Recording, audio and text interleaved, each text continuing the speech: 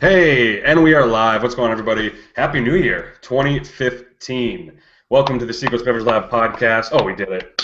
We slow clap. Never mind. I am Brian from Secrets Beverage Lab, and this is episode number 101 of the Secrets Beverage Lab podcast for the 8th of January, 2015. You can stop signing your checks 2014. It's now you're past that week. You should start signing in 2015 now. But we are here, first show of the new year. We have two guests from a fantastic brewery from my home state. What's up? And so I'm drinking a beer from that brewery. I'm drinking the Stoneface Hopulization Double IPA. And you got to match it up with a proper glass. And how did it?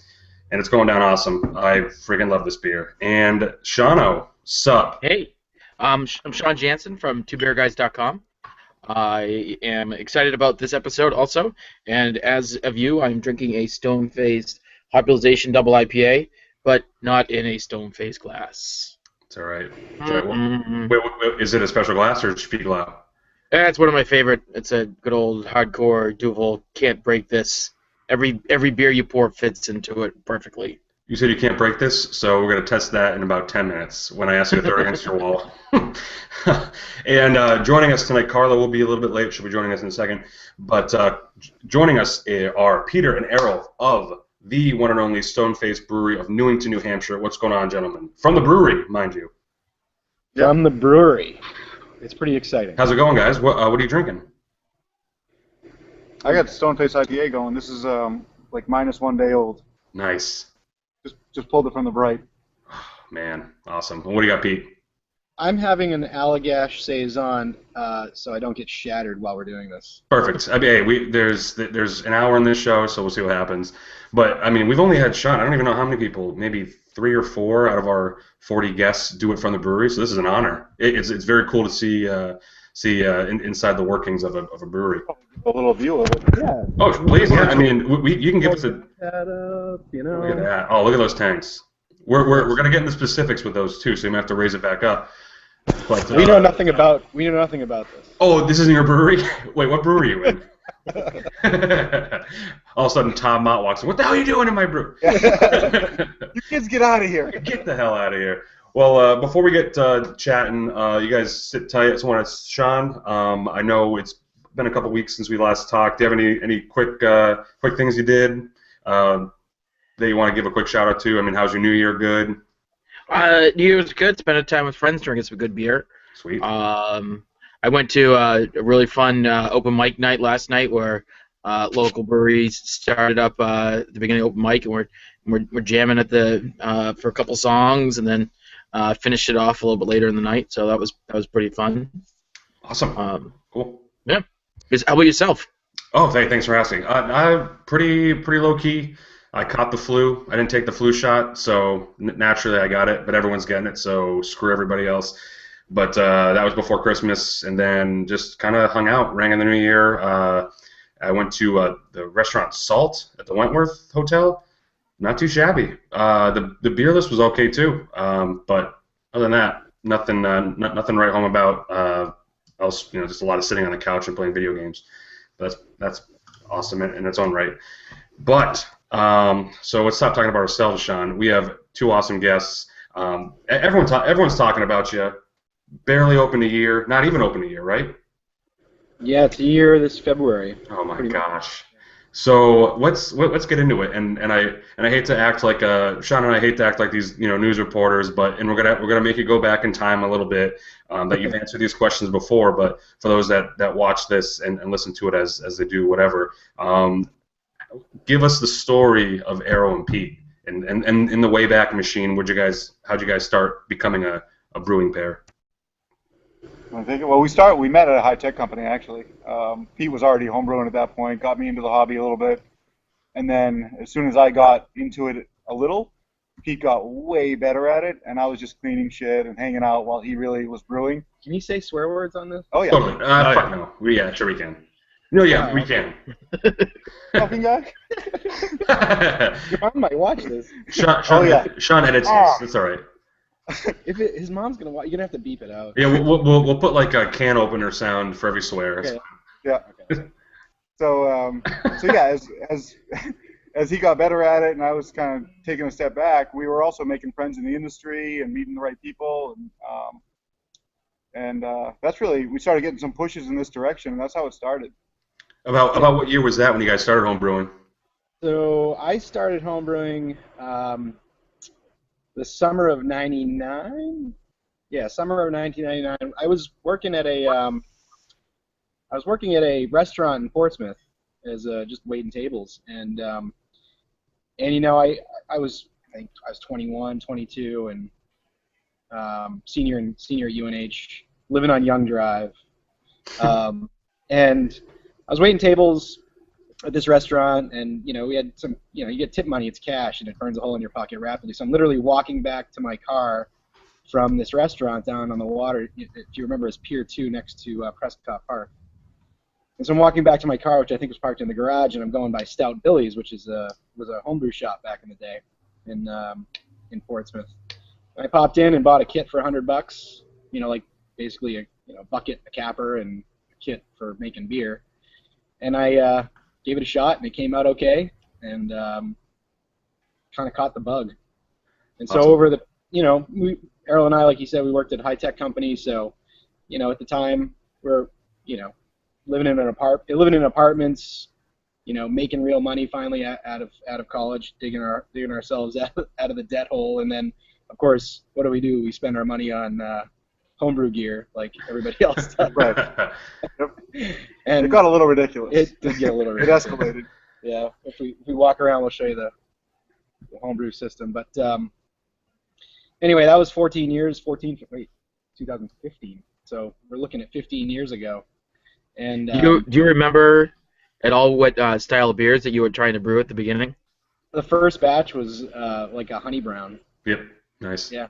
I mean, we started the gateway beer for me, honestly, was Sam Adams Summer Ale. Yeah, I'm not afraid to admit it, right? I mean, Totally cool. Jim Koch has done a lot for our industry, and despite some of the nonsense that has been published as of late, that guy is a superstar and has done a lot for us. So, you look at our trajectory. You start with Sam Adams, you go through their entire portfolio, which is absurdly broad, and I think we were drinking Sam Adams Triple Bock back in those days, and which was just a silly beer for those days, but it was, it's something that if you release now would be, hopefully all the beer geeks would dig it. Yep. But, I mean, at the end of the day, we started making friends in the industry, and over the past 7 years or so, 8 years, is sort of brought us to where we are today. So that beginning early part was all about, getting our feet wet, trying to figure out how to make beer, and then the past 7 years has been about, okay, can we figure out a way to actually make a living and support our families doing this and hopefully make a quality product, work our asses off to do it, and we just hope people like the beer, Well, yeah, I mean, and geez, I think the first time I met you was at a Smutty Nose tasting. Both of you actually was like the Smutty Nose big beer release, and you said, "Oh, I'm a home brewer. Try one of my beers," and I'm like, "Oh boy, first of all, these guys bringing their own beer. These guys need to, get us give it outside, not inside a brewery." But it was very tasty, and I'm like, okay, these guys are pretty serious, and little mumblings and rumblings of a brewery, and boom, now we're staring at this crazy warehouse, and I mean. Not only is it you guys are less than a year old, you're one of the bigger breweries, not just in the area but in New Hampshire. And I could be jumping ahead, so Sean, if I jump ahead of something you want to ask, let me know. But No problem. did you have plans to make a brewery as big as you did to start? Because a lot of the breweries that start up are kind of small. Yeah. So. Well, you mentioned Smutty Nose. One of our good friends, Dave Yarrington at Smutty Nose. I met him at the Barley Pub in Dover years ago, and I just introduced myself, and we've kept in touch over the years, and he's helped immensely with our our brewery here, just asking questions. Everybody's great in the industry. But anyway, he there was a point at which he'd come over and we did a homebrew batch, and the batch came out nice, and he's like, "You guys ought to look into doing a nano." It was probably 3 years ago. And that was sort of that was sort of the tipping point for us. We've been looking at doing something for 3 or 4 years, sort of casually, sort of spitballing for the most part. And then, Dave says, you guys ought to give it a shot. And so we started researching nanos. And at the time, the laws in the state were not as conducive to starting a nano as they are today. Like right now, it's great. You got Earth Eagle, you got Todd Mott, Tributary. I mean, these guys are killing it. And a lot of that has to do, I mean, obviously they're making great beer, but also, the laws had changed to the point where it was going to be a viable business. But when we were looking at it, it just didn't seem like we'd be able to do it and make a living. It would be a hobby that pays for itself, and it would be a good time, change your lifestyle. You'd need a second job, or you'd need a rich uncle, or which we didn't have, unfortunately. So anyway, we said, well, what's the difference? What's the delta between doing a nano at X number of dollars to spend versus trying to start bigger?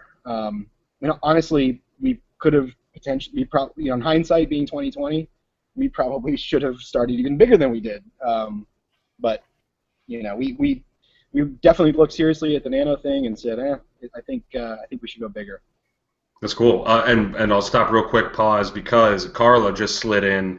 What's going on, Carla? Hey, how you guys doing? I am still at work, but beerless, done working, but I have no beer to enjoy, so you can all have a sip in my honor, but nice to meet you guys, and yeah, this is awesome. I'm also a UNH alum, just so you know. Right on. That's an open door. So. Most Like a excellent. wildcat. Oh, yeah. Shano, what do you got?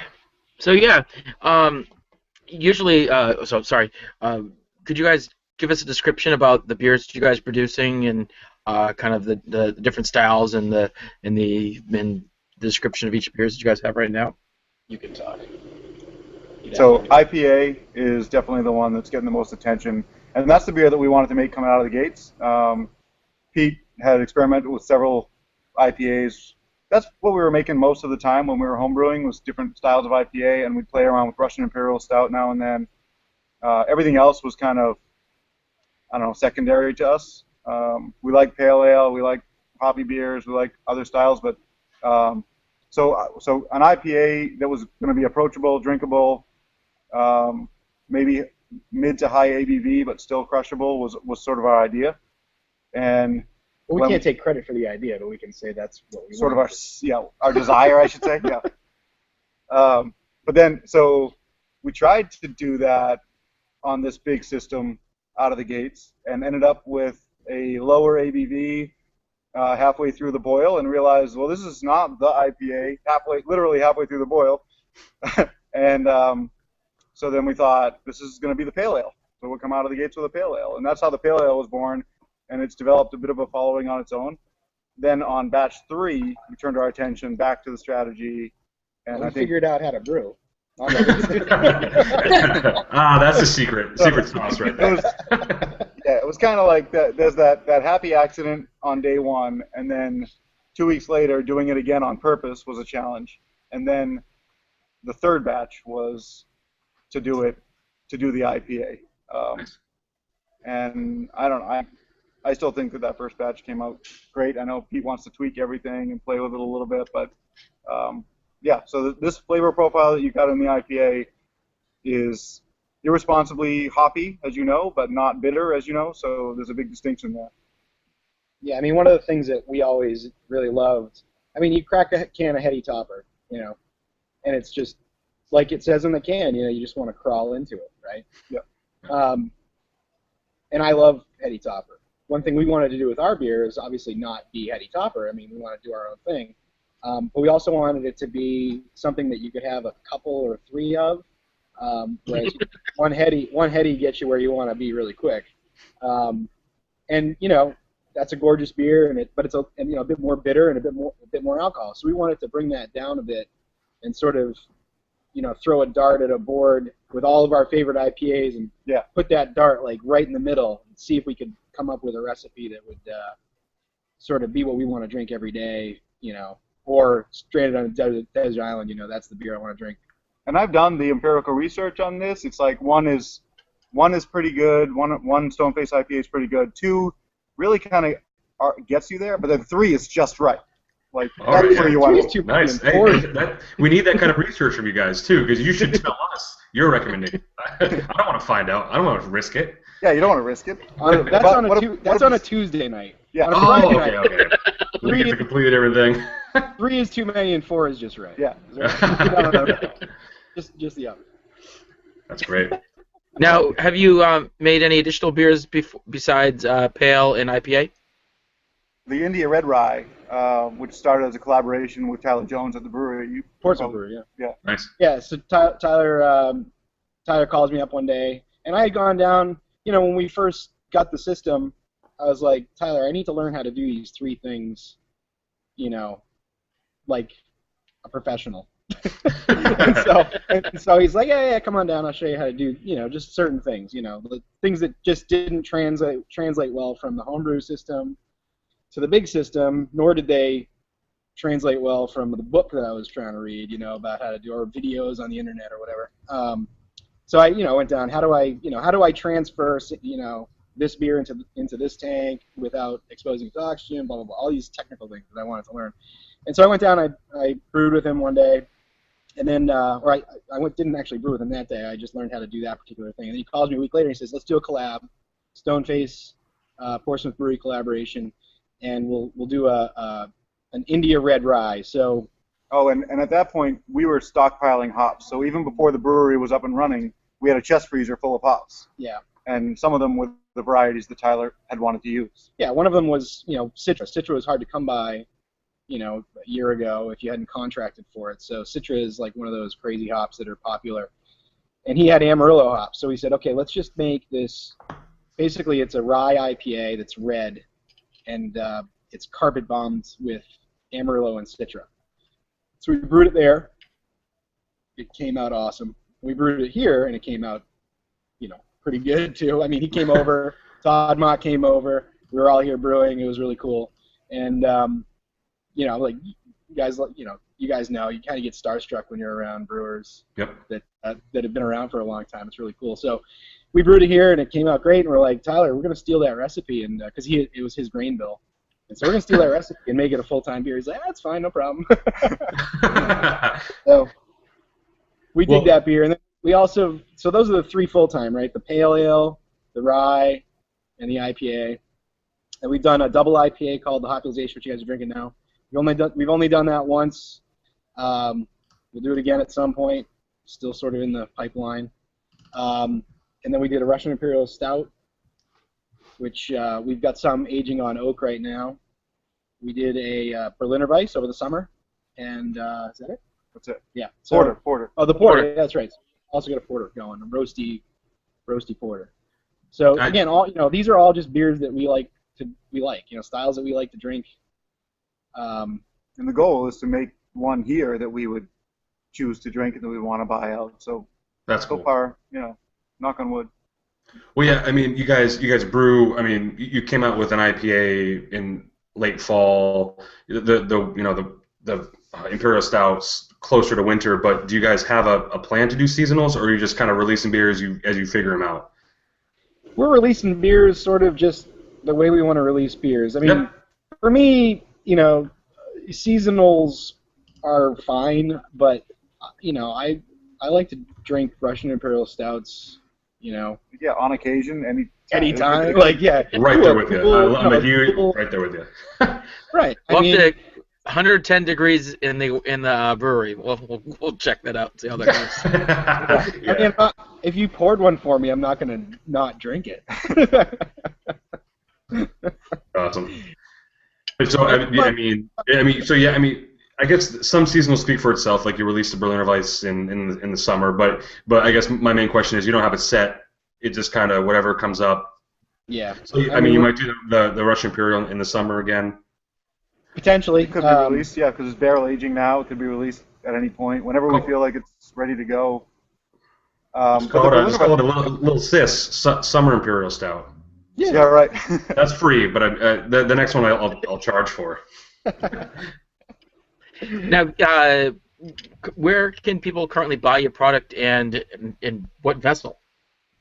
So right now we do draft and we do 16.9 stubby bottles basically. So they're 16.9 ounce, a little better than a pint. They're 500 milliliters for our friends overseas.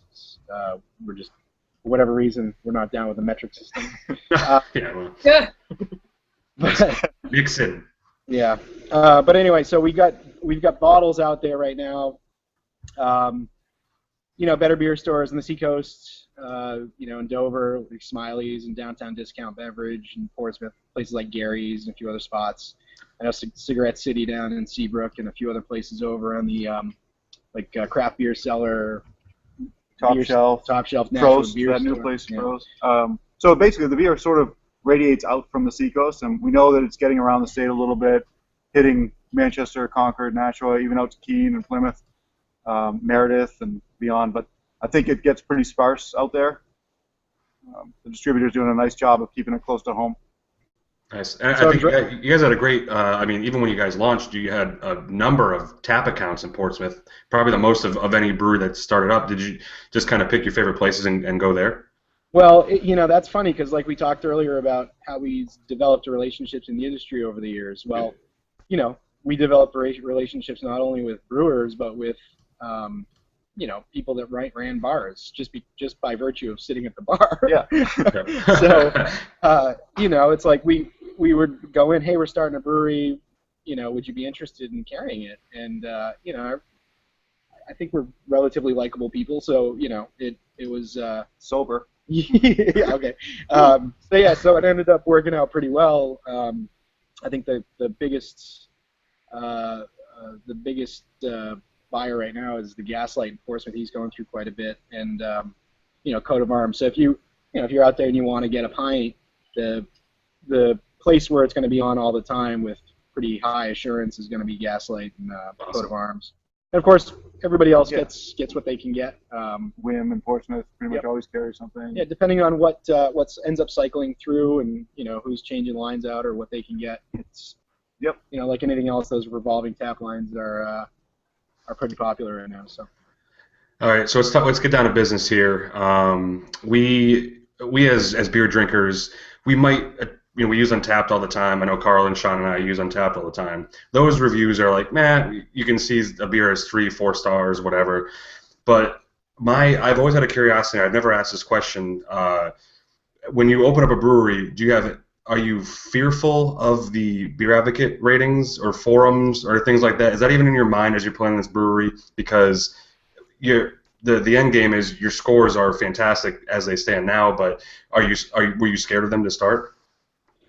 It's hard to say because there's so much. It is hard. It's a hard answer. There's so much to think about and do, and you just don't know what. Like for us, neither of us have commercial brewing experience, so just getting things set up and making a beer that was drinkable was going to be a win for us. Yeah, cool. Yep. The fact that it's been well received and people rate it highly. That's a double-edged sword too because there's nowhere to go but down. That's a good point.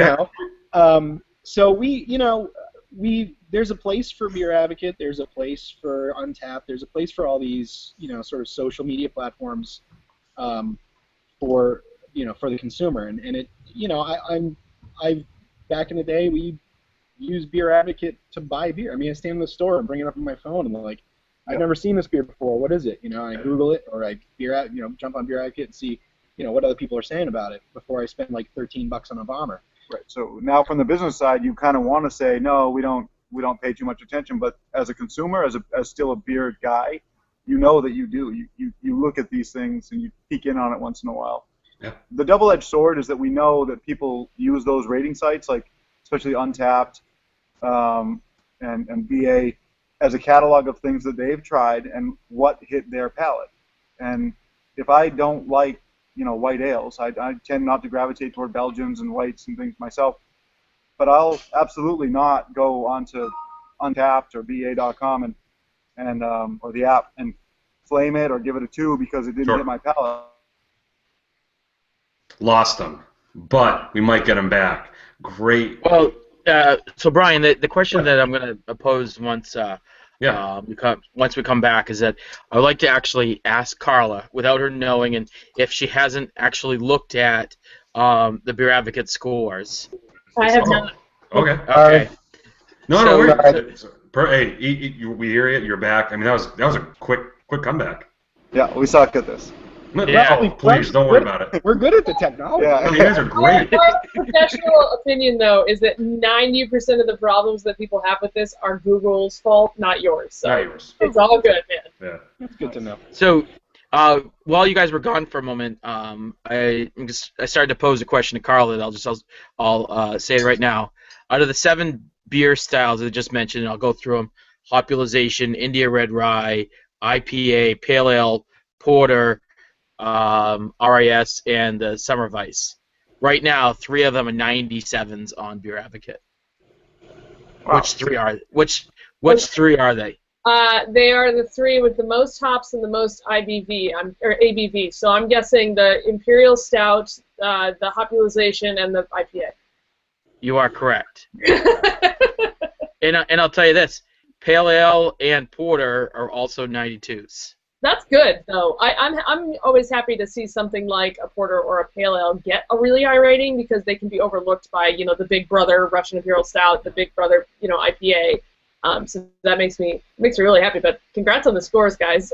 Yeah. And it's something that's it's great. At the end of the day, it's great, but it's shocking. Yeah. It's completely bananas, like that people. I mean, it's completely humbling that people dig what we're doing. I guess we can high five ourselves because we have similar palates to everybody else. Yeah, right. That's the thing. We like what the people like. Yeah. Which is good. Yeah. To kind of go back to you were talking about your collaboration with Tyler. I remember having a conversation with you, or no, I was talking to, I was over at Tributary when they first opened, and Todd Mott was saying how he was over there asking you guys to borrow a part, or I think it was like a keg cleaner or something he was borrowing from you. But how crazy is that like? Hold on, let me show you what he borrowed. Yeah. Oh yes. Hands on. We'll give you an idea of collaboration and the ups and downs of borrowing expensive stuff from one brewery to another. Time to play a game of brewery equipment or something weird. No. I'm going to apologize to Todd because I'm going to bust on him a little bit. But all right. Yeah. What do we got here? What's this? This is a Zaman Nagel CO2 tester. This determines how carbonated your beer is, or it doesn't determine it; it measures it. And I don't know if you can see, but that thermometer right there. Yeah. Can you see it? Has a crack through the glass. Oh, Yeah. man. Oh yeah, courtesy Todd Mott. Hey, what the? But he replaced. This is why we don't have nice things at the brewery. This is Yeah, why we right. don't make- That's why all the old guys walk in the brewery and start demanding stuff. That's crazy. But I guess, yeah, but Todd's been helpful. He's the greatest guy in the world, and he was so upset about it. He got us some news. I just haven't put it in yet. But we have, we've got barrels here Yeah, we for have other barrels breweries. sitting around. We've got all kinds of. We've stored stuff for other breweries. I mean, if it wasn't for the people, it's like gotta pay it forward, right? I mean, people have been super helpful for us, and we gotta, it's not that we're obligated. It's just like, yeah, man, you're more than happy. yeah, I guess my point was like how, I mean, you mentioned Starstruck before, but like having someone like, I guess, like Tom Mott or even Tyler, who's been brewing for years, kind of look upon you and collaborate. I mean, that's to be less than a year old and already kind of in that scene. I mean, the collaboration between brewers is crazy. I hope that they feel good about helping us out. I just hope it makes. I hope there's something in it for them, because, we feel like we owe them. Owe all these people that have come before us, not just the people on the Seacoast, but all these people that have made it possible for us to do this. I mean, it's great. Like I talked about Jim Cook. We met Greg Cook from Stone a few months before we launched the brewery, and chatted with him, and he's like, go for it. Like, swapped emails with him, like really encouraging stuff. Awesome. All these people that are just excited about the industry and excited about craft beer. It's like there's no way under any circumstance that we would have pulled this off 10 years ago. Like, all these people have made it possible for us to do this, and we're eternally grateful, you know. Nice. And so you guys do bottles, you do draft, and you also have growlers too, but both sizes? Yep, we fill growlers here at the brewery. Nice. And hey, if anyone's watching or listening, get there because they have one of the sweetest growler fillers ever. So. Oh, that's right. Yeah, we fill it. We fill it under pressure. It's got fancy lights. Yep. It does have fancy lights. Yeah. Yeah. So the brewery's open now 6 days a week for people to come in and check out, samples and bottles and get some growlers. And where exactly are you guys located? So we're in Newington, New Hampshire, which is kind of a suburb of Portsmouth. Yeah. So we get the same zip code as Portsmouth. Yeah. So if you head up 16, so you get off 95, going north, and head towards Dover. We're right before the horrible bridge that everybody gets stuck on when they're going skiing or whatever. It's right before the bridge, right near Rockingham Electric. So it's exit 4 off of exit 4, right? Yep. Exit 4 off of 16, and we're right. I know exactly where that is. Yep. Awesome. Yeah. Yeah, I mean, you can get a beer, you can get a light bulb, and you get a tent in the same area. Yeah. Right. Anything you need, so it's all You can there. hire your plumber. We got HVAC guys next door. Yeah. So We blasted through that Greg Cook reference real quick, but I just wanted to go back there because it leads to some more of the background. The reason that we had the conversation with Greg Cook at all was because, again, connecting dots, like the brewer at Stone, Mitch Steele, used to work with Davey Arrington over at Smutty Nose, and No, not Mitch, at Smutty Nose. Mitch but, was Mitch was at Anheuser-Busch and Merrimack. Yeah, before got they to hired him. know Dave. So the reason we reached out to Stone at all was because as Stoneface, we wanted to make sure we weren't going to get in trouble using the name Stoneface. And at the time when we first came up with the name, it was Stoneface Brewing. So 2 words as a reference to the great Stoneface, the old man on the mountain. Oh, yeah. Yep. When we threw that over to Greg Cook through email, just to say, hey, is it going to be okay, not stepping on your toes, he was the one that said, well, it's fine with us, but in order to avoid confusion, like if it was going to be Stone Face IPA, it could look like it's a stone beer. He's like, would you mind being Stoneface? Like, that's way better. Of course, let's do that. And so the reference, did you just say the reference? I Yeah, wasn't paying attention. I was looking at text. It was the reference to the old man on the mountain is in our logo subtly. So we've got this hops that you'll see on the bottles and everything. But one side of the hop bud is the old man on the mountain. Okay, that is awesome. Isn't that that's like creativity award of the decade. Yep. which, if you could tell, here they have the most creative, non-standard labels that can also cause you a nightmare bottling. Right, guys? Well, the labels sometimes don't like to stick, but we're trying to solve that. The noses and chins come off, and we're working on it. I mean, well, while we're there though, Sean, could you zoom out the bottle a little bit? Because it's not the type of bottle that you see. It's not a bomber. It's not a 12 ounce. I mean, look at that thing. It's a cool like old engine oil bottle. Like it's badass. 16.9. I mean, it's. Did you guys is that what you want? I mean, do you want to be a little bit different than the crowd, or do you just kind of like that shape? Why not a 22? Well, better 22. question. I mean, 22 ounces of 7.2. I mean, bombers are great. They're just great. They're great. But great. We felt like they're great. We want from us. They're great. Everything's great. It's a few great more tonight. ounces. They're great. But we wanted to go a little smaller. It seemed like a bottle that converts might be willing to take off the shelf and not be intimidated by 22 ounces of beer. Yeah. And so, in terms of the volume, it's the same amount of beer, same size vessel that like Maine Beer Company and Jack's Abbey and some other brewers are using now. But I haven't seen anyone else yet with that high shoulder that we have, that same bottle. But I'm sure There's a lot of it'll show up. European brewers that use that size and that shape. But I don't know. We Shoulder on that bottle. Ooh. Yeah. Bottle porn. Interesting. Sean, you said you had a question? Was it? I do, yeah. Just going back to a little bit of stats, on previous episodes, we've kind of talked about the beers state by state, top 10 of different brands in each state. And I don't actually remember what episode we went through it pretty extensively, but looking at it right now, just looking at the top 10, and with the scores that I mentioned beforehand, and Brian, I'll throw this one at you if that's okay. How many Stoneface beers do you feel that would possibly be in the Bravocate State, New Hampshire top 10 list? All right, so that was episode 95, if I recall. Hey, I'm looking at on my second screen here. It's right there. No, it is. How many of the top 10 are 3? You would be incorrect. Oh, Carl, you want to try? I'll say 2. The actual number is 4. Wow. In the top 10. Top 10. Number 1 is a Stoneface IPA. Number 3 is Hopulization. Number 8 is actually Stoneface Pale Ale. And number 10 is India Red Rye. Nice. Good stuff for Red Rye, because I mean, especially for a collaboration beer to be, it wasn't. It was a pretty big one-off. You guys didn't make just a little bit of it. It stayed there a while. That's pretty good. Yep. Yeah. So and now we make it pretty regularly. It's awesome. And now you're pouring a Cigar City. City. I mean, I'm already hating myself, Sean, that we didn't go to the brewery for the podcast. So Exactly. Or we would be enjoying it with them. Damn it. I don't know. Are we I don't know sharing? why you this? didn't do that. But who are we going to share? I don't know. All of a sudden, Norm comes in the background. Like, no, what the hell?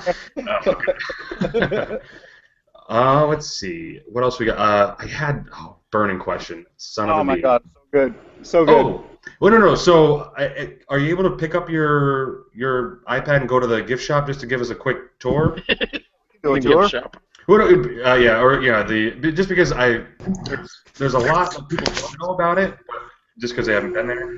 But I extremely like the design of it, especially the fake wood at the top or the fake metal at the top. The fake metal. That's you thought it was metal. We didn't intend it to be metal. I almost broke it. No. But yeah, Not- Oh, look at this tour and the running numbers. Shout out to Tim. Yeah, Yep. I think he's listening live, by the way. If you want to. Oh God, sorry, Tim. No shout out.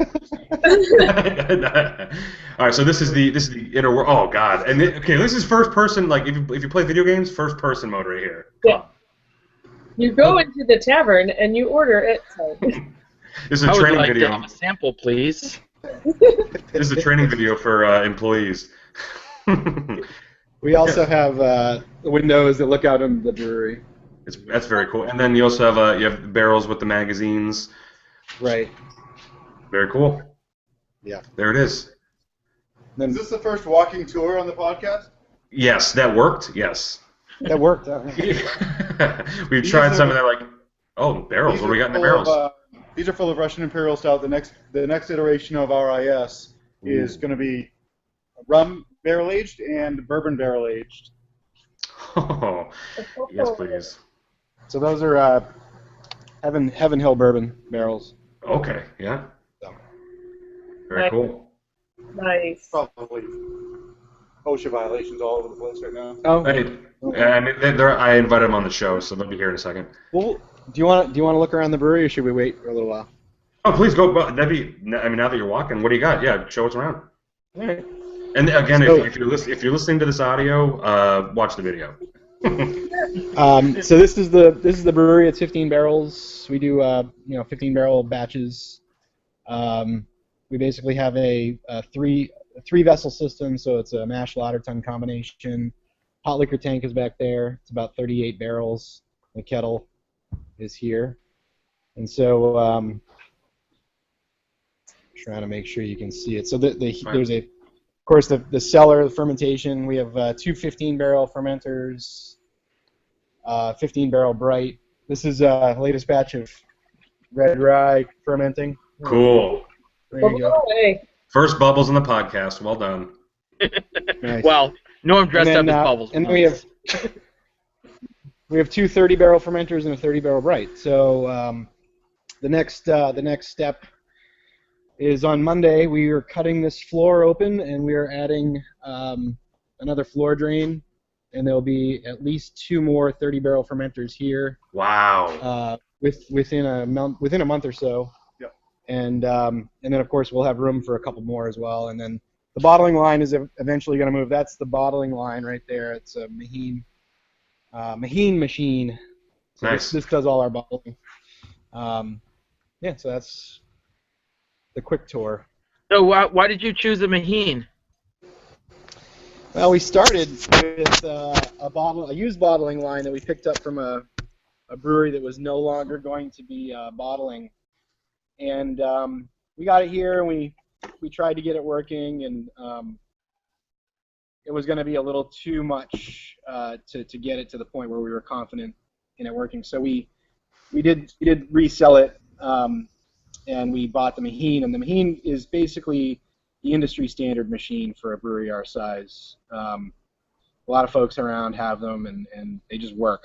You know, it was literally plug and play. It landed, we bottled, you know, that week, and it just works great. So That's cool. the trouble Now, is, he only bottles one size bottle, so that's why you're only seeing 16.9s out there. now you mentioned so that your expansion with additional tanks. When do you expect to be producing more beer? So In those tanks, like what's the? Yeah, so it depends on when they show up, but they're supposed to be here before the end of January, so we're hoping to be filling them in February, the latest. Here's a pretty good question we have in the chat. So for those that are listening, and is it okay if I ask it, Sean? Go right ahead.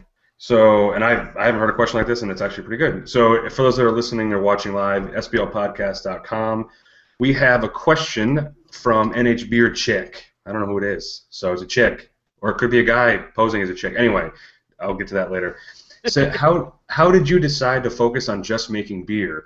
Was it the skills that you had currently? Was it the capital you raised? Or was it just focusing on your passion that you had?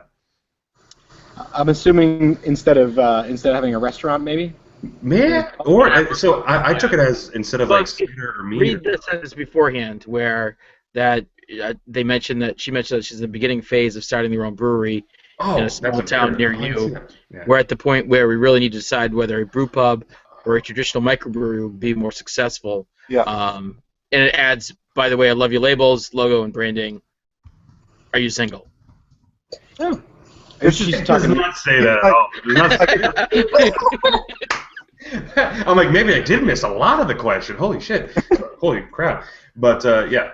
So how did you decide to just focus on beer and not a brew pub? Well, we didn't really have the expertise to open a Right. brew pub. You know, we definitely talked about it. You know, but it would have required us finding somebody to run a restaurant. And Yep. I will tell you that, you know, this is way more complicated than it seems. You know, when we first started, you know, we had done years and years of research, right, to try and get this to the point where we thought we could actually pull it off. And it is not easy by any stretch. And you know, it's a lot of late nights, and you know, we've been here since 7. So, I'm going to cut you off. But it's for good reason, and we'll tell you in like a second, if you could. Yeah. Save that thought, because we have an order in operations here on the podcast. That, oh, wow, sorry. Oh, wow. No. Sometimes it gets into it, but I have no I can't do this because everyone else is watching too. But I'll segue out of that really quick and say, I mean, I'm not a brewer. I home brew every now and then, but if I were focused on a brewery, I like to have my beers poured at places that already make food, I guess. I mean, you are at sushi places, the Whim, which has their own food, Gaslight has great food, so why put the burden of food on your shoulders when someone else can do it? Am I right? I mean, that's definitely a part of it. You know, I think that in the future we would be interested in building a brewery that has a restaurant, but Partner up with someone who knows what they're doing on that side of the house. We just knew that we didn't know how to do that. and if we're gonna do it, we're gonna try and execute as best we can on what we're trying to do, and we didn't think that we'd be able to execute Like at a high adequately level. at any level, really trying to do both. You know? Yeah, I mean, and especially in the space you're in right now, I'm sure there's no room for a restaurant anyway. We wouldn't. It's not zoned for it. Yeah. Yeah. Yeah. Let's get back to what you were just talking about before I panicked. But no, I mean, usually how we end up we end the interview, and then we can talk about anything you want after that. But kind of how we bookend the Stoneface part of the podcast, or any brewery for that matter. We want to. It's called the Moment of Zen, which we've stole from another show. but basically, any tips for brewers such as the one in the chat trying to open up a brewery, tips you have for them that want to start a brewery, kind of in general, like what have you learned? You've already got into a little bit, but if you can restate some of that and just kind of how things got started.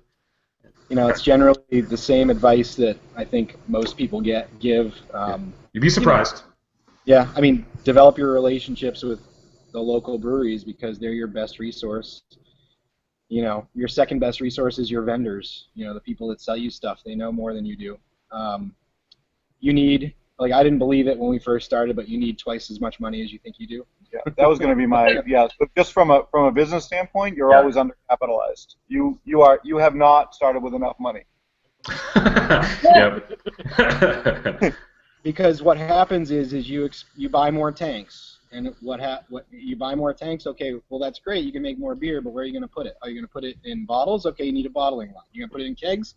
You need more cooperage. Kegs. So every move that you make has consequences. And it's all float. It's all money out the door before you will potentially realize revenue from that. So, which leads into another piece of, I think, advice. Don't be afraid to go out and get money that isn't yours and isn't necessarily from a bank. So once we got into this, we realized that there are friends, family, friends of friends who are going to throw some money at it because they believe in you as an entrepreneur or your product or both. And you can't be afraid to lose control or whatever people say about money that isn't homegrown. And it's all an investment in you and your brewery. It's not an investment in them and what they want to do with your vision. So don't be afraid to raise more money than you think, first of all, and just go get money. See, and you said most answers are the same. Carl has been documenting all the Zen questions we've had so far, and that's we've got some unique answers out of that one. So yeah, thank you. It's exciting. No, it makes sense. I mean, we've heard everything, but I don't think anyone's ever brought up the "don't be afraid to ask other people for money" situation. Yeah, no, definitely not. That's I love it when people just kind of have different perspectives on stuff. It's never the same advice, and it's awesome. Well, people want to be part of something fun, and breweries are fun, and they want to help. There's a lot of people that have disposable income to help entrepreneurs and a passion, and they want to be part of the culture, and I think maintaining your personality and your culture as a brewery is paramount. I mean, you got to kind of be who you are, and the people who are going to back you that way believe in you already.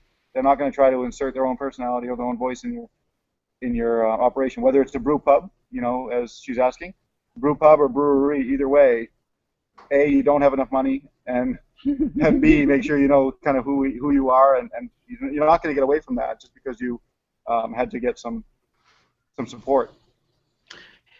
Now, in addition to that, with you guys coming from a totally different profession, meaning that you didn't start as a assistant brewer somewhere and get funding to open up a place about that. You know what I'm saying? Like, coming from the professions that you came from, I feel that there are a lot of other breweries out there that are starting from people that may not have the knowledge of the industry or experience within the industry. Is it what you thought that you'd be doing? It's not even a year now, and in Errol, you might. I don't think. Maybe it's been 6 months since you left your last profession. Yep. So I think brewing is a very small part of what we do on a daily basis. Ultimately this is a factory. Obviously we try and put our soul into the product, but at the end of the day, somebody's got to follow directions to make a product and repeat it over and over again. So most people expect that this is going to be a glamorous thing that they're going to be able to do, and it's going to be more art than science, or not as disciplined as it has to be. And it has. If you're making a product that people consume that needs to be relatively consistent, you have to have a lot of different skills, not just the ability to brew, in order to start it. Business acumen. Not be afraid to ask people dumb questions. That's probably another big piece of advice that I would give. Like, ask questions of everybody. Because everybody knows something you don't know. But even like mechanical skills of fixing someone else's machine or device, it's a pump, but do you really know how each part of that pump works? Or I learn something new every day. Yep. And there are things that you're going to outsource, so you have to because you want to get it right. And then there are parts of the business that you can tinker with and figure out on the job. There's a really wide gamut of things that we do here that require more discipline than enthusiasm. But you make it look so easy. Like doing inventory? Yep. labeling Bottles by hand, 3,000 at a time. Yep. God, that's insane laughter too that you're listening to on the podcast. That's not happy laughter. It's like, oh God.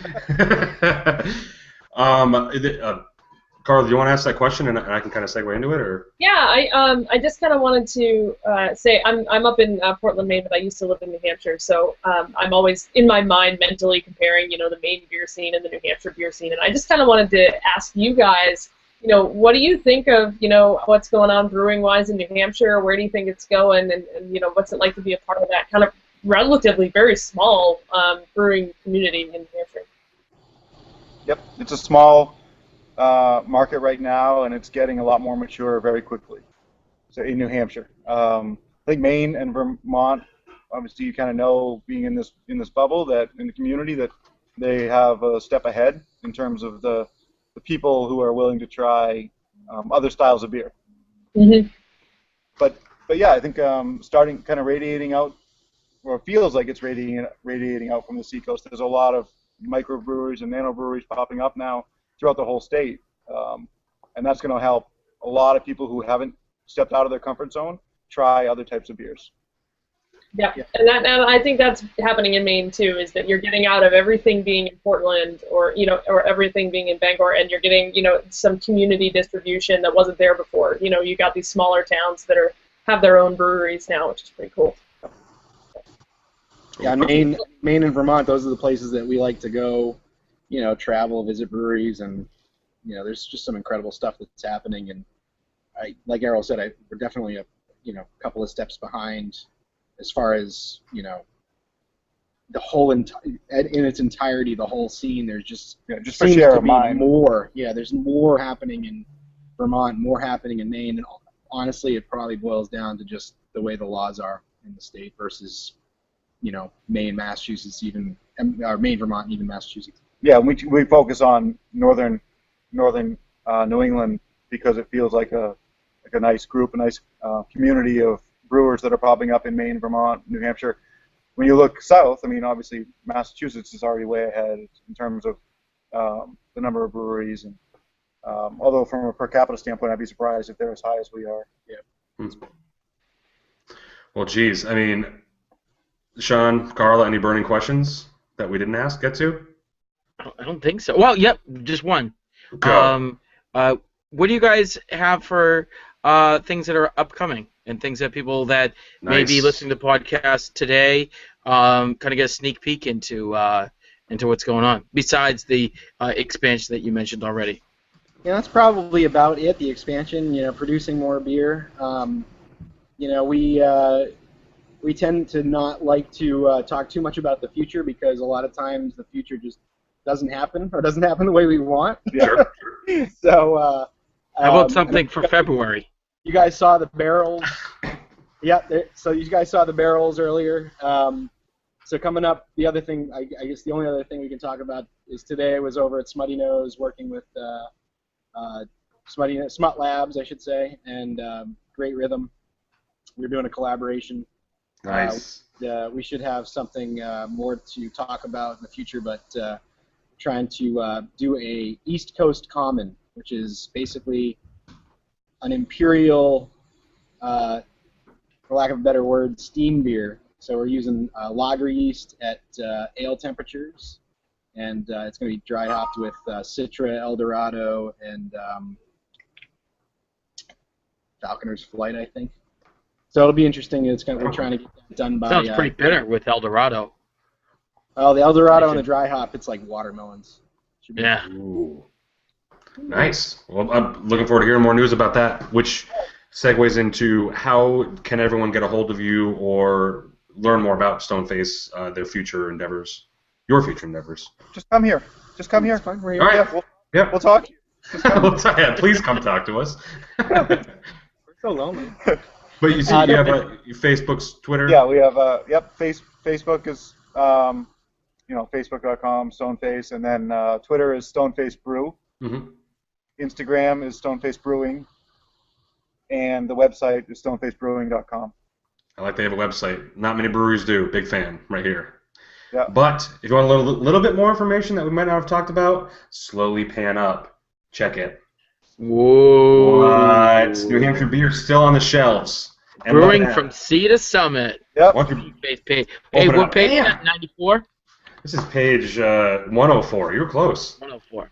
But yes, Twitter, Facebook. Below us some books. We're gonna put some books here in the store. Oh, I'll bring them by tomorrow. You can mark my words. I got a box in this door right there. Do it. Yeah, do it. You won't. All right, fine, I will. Yep. But do you have any questions for us? This is kind of a weird question, but anything you want to know from us weirdos that have been asking you questions for an hour? The 101st show. How long you gonna do this? And to what end, Brian? To what end? I mean, Oh, see, I thought you were gonna go a different angle. They're gonna say 101 episodes. Where the hell were we? Like, why? Well, let's see when you guys opened up. What episode was that? You said February. Yeah, about February 22. Well, we could have had you on episode 69, and that's not making any fun of anything, but anyway. No, I think episode 100 showed us that we can last as long as we want, as long as brewers want to come up and talk to us, and as long as there's beer news to talk about. I mean, Carla's not bored with it, and that's one woman that's not bored with anything, so that's perfect. Because if she needs to keep us in line, as we've talked about many times. So otherwise, it's just me, Sean, and Norm, and.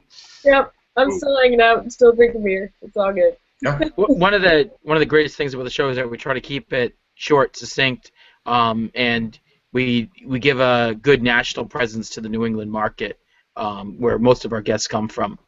Which is something that, because we're all from different parts of the New England area, we kind of have all these weird hodgepodge relationships and experiences across the board. So yeah. Who's next? Who's coming up next? Great question. I was about to ask Sean that, but Sean, I mean, next week we'll find their New Hampshire brethren, which is a 603 brewery. We're expected to have all three, the trio of Jeff, Tamsin, Hughes, and Dan Leonard. Awesome. Excellent.